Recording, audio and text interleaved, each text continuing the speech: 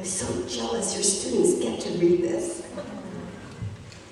I knew then that I hoped I could introduce you at graduation. At first, I was tempted to read you the Thoreau quote about hearing a different drummer. But then, thinking about how you never settle for what's popular or predictable, I looked further for a lesser-known quote and found this one from Emerson.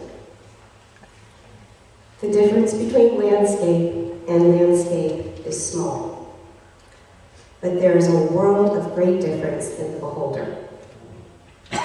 Calvin, you are a unique beholder of life, with a keen eye for beauty, a good ear for music, a sharp tongue for justice, and a heart full of courage. And from what I hear, a very mean dance step.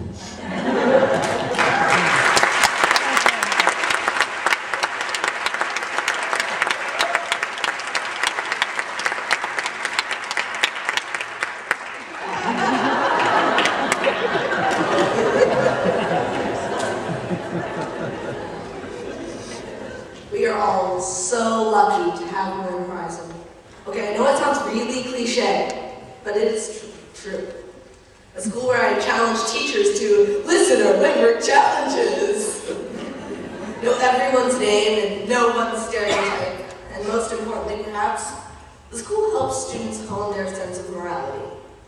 Marin Horizon's teachers, students, and general community have honed my sense of morality to tolerance, a love of learning, community, and a deep dedication to integrity. But what is integrity? It is principle, the coexistence of morality and ethics, and an instinctive knowledge of right and wrong. Marin Horizon has encouraged me to question my integrity and realize that it is more complicated than any formula. In 6th grade, I came back to Marin Horizon after a 2-year absence at another school. I knew everyone and remembered everyone, but I felt like a complete stranger. This is why I was in something of a state of shock when Ann Porter Roth came up to me and said, "Calvin, how have you been?" As if I had never been gone, which was followed by numerous other similar incidents.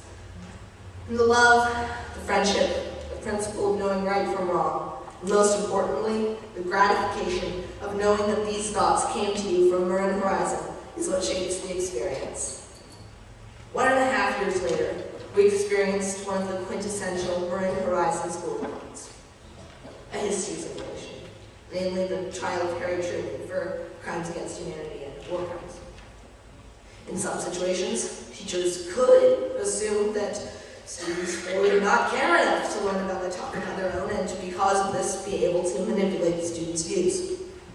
We are a school in which students build their own personal integrity, sometimes with prodding or motivation, but in a situation where teachers are passionate about teaching whatever topic they feel is important, and yet trusting the students to know right from wrong, to form an informed opinion.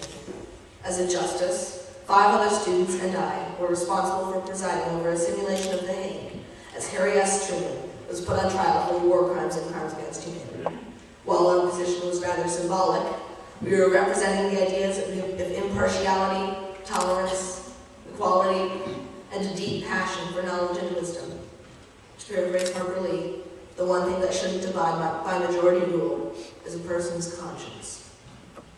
Tonight, one thought that has been underrepresented, I feel, is the curricular strength at MHS.